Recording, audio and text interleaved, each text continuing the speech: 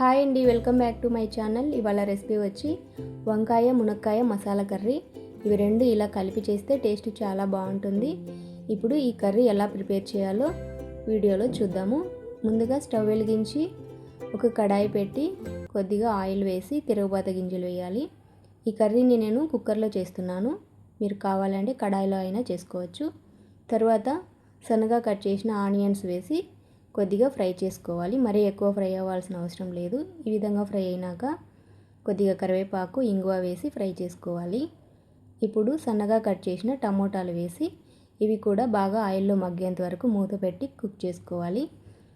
ఈ విధంగా మగ్గిన తర్వాత ఇప్పుడు ఇందులోకి వేయించిన పల్లీలు, కొద్దిగా అల్లము, వెల్లుల్లి రెబ్బలు, పచ్చి కొబ్బరి ఇవి మిక్సీ పట్టాలి, పేస్ట్ లాగా చేసుకోవాలి. ఇప్పుడు వీటిని మిక్సీ పట్టి ఇదంతా ఇందులోకి కలిపి ఫ్రై చేసుకోవాలి. ఈ విధంగా పచ్చివాసన పోయేంత వరకు ఫ్రై చేసుకొని ఇప్పుడు ఇందులోకి కొద్దిగా పసుపు, రుచికి సరిపడా కారము, ధనియాల పొడి, రుచికి సరిపడా ఉప్పు వేసి ఒకసారి అంతా బాగా కలుపుకోవాలి.